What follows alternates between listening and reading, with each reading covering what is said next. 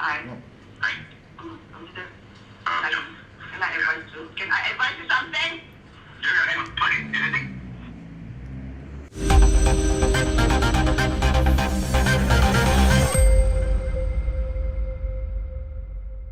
Can I advise you something? Ni klip audio rakaman perbualan Najib Razak dengan isteri dia Rosmah Mansor. Karangnya. Okey, dah lebih sebulan dah iaitu bekas Perdana Menteri Najib Razak dimasukkan ke penjara selepas bekas Perdana Menteri itu gagal mengenepikan sabitan bersalah dalam kes rasuah SRC International berjumlah 42 juta ringgit dalam rayuan akhirnya. Semasa dalam tempoh sebulan ni macam-macam yang berlaku. Ada yang kata Najib ni masuk penjara ke tak? Kenapa dia boleh update Facebook hari-hari? Kenapa dia masih lagi tak pakai baju banduan? Pelbagai spekulasi yang keluar sejak dia dimasukkan penjara. Tapi sebenarnya mimpi buruk dia masih belum selesai. Sebab apa? Dia masih lagi berdepan 4 lagi perbicaraan iaitu 1MDB, pindaan laporan audit 1MDB, IPIC dan 3 lagi pertuduhan tambahan berhubung SRC International. Maksudnya ada 4 ke 5 lagi kes lah yang belum selesai. So baru satu je. Korang sabar dulu, duduk relax dulu. Tapi korang tahu tak? Selepas Najib masuk penjara, Rosmah pun didapati bersalah dan turut menjadi bualan netizen adalah kes Presiden UMNO Ahmad Zahid Hamidi dan tidak ketinggalan Ahli Parlimen Pembangkang Lim Guang Eng dan Syed Saddiq Syed Abdul Rahman. Selesai je kes SRC International Najib Razak, Rosmah berdepan dengan 2 perbicaraan. Satu daripadanya sudah pun dijatuhkan hukuman pada 1 September lepas iaitu bagi perbicaraan kes rasuah berjumlah 1.25 bilion ringgit iaitu berkaitan projek pembekalan tenaga hybrid solar di 369 sekolah di pendalaman Sarawak. Rosmah didakwa meminta suapan 187.5 juta daripada pengarah urusan Jepak Holdings Sdn Bhd iaitu Saidi Abang Samsudin melalui pembantunya ketika itu Rizal Mansor.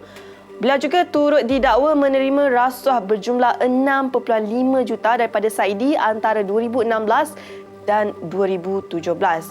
Bagaimanapun, Mahkamah Tinggi Kuala Lumpur telah pun menjatuhkan hukuman penjara 10 tahun dengan denda 970 juta ringgit ke atas Rosmah.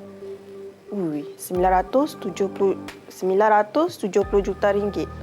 Kalau lagi sikit, 1 bilion. Gila, macam nak bayar tu? Tapi kalau Rosmah gagal bayar denda tu, hukuman penjara upgrade lagi 10 tahun. Cuba imagine, dia dah kena hukuman penjara 10 tahun. Kalau tak dapat bayar denda, tambah lagi 10 tahun. 20 tahun.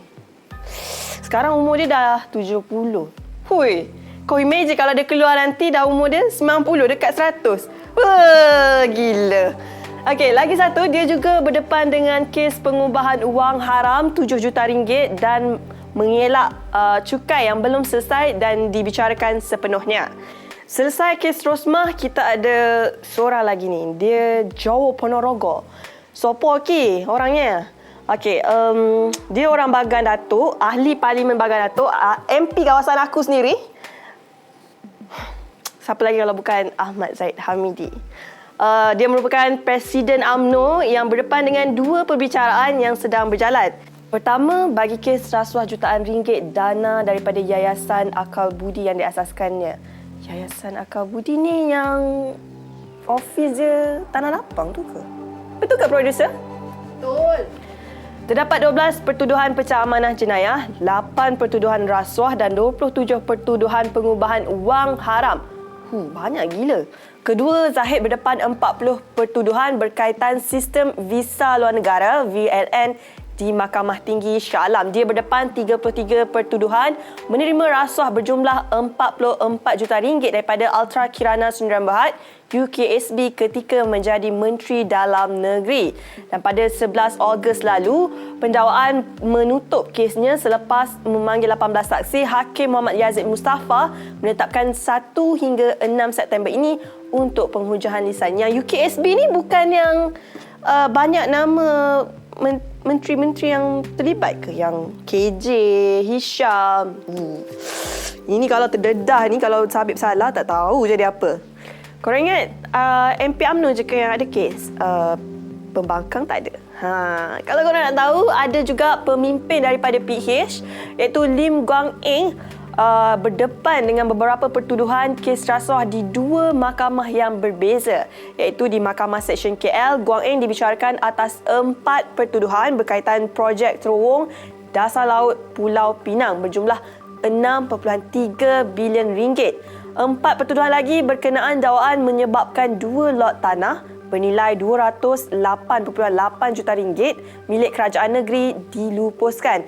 Dan itu di Mahkamah KL. Di Mahkamah Seksyen Butterworth pula, Guang Eng berdepan 1 pertuduhan rasuah berkaitan dakwaan membantu sebuah syarikat mendapatkan projek, iaitu ahli perniagaan Fang Li Kun didakwa bersubhat dengannya dalam kes itu. Namun kes-kes ini masih lagi di peringkat pendakwaan dan masih belum memasuki perbicaraan penuh.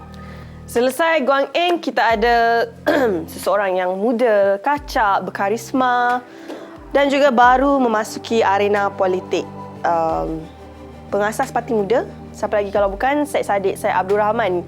Dulu dia merupakan bekas Ketua Pemuda Bersatu dan dia berdepan dengan kes penyelewengan melibatkan 1.12 juta ringgit milik sayap parti itu di Mahkamah Tinggi Kuala Lumpur.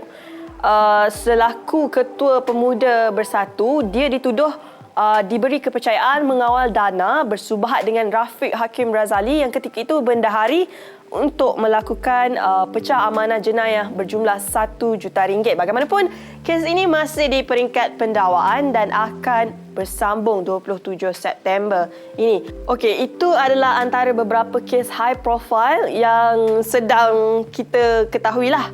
Tapi kita tak tahu, mungkin ada lagi yang belum didedahkan. Mungkin selepas ni, mungkin minggu depan, mungkin tahun depan, mungkin selepas PRU. Nama siapa pula bakal naik? Kalau nak tahu, kita tunggu je lah.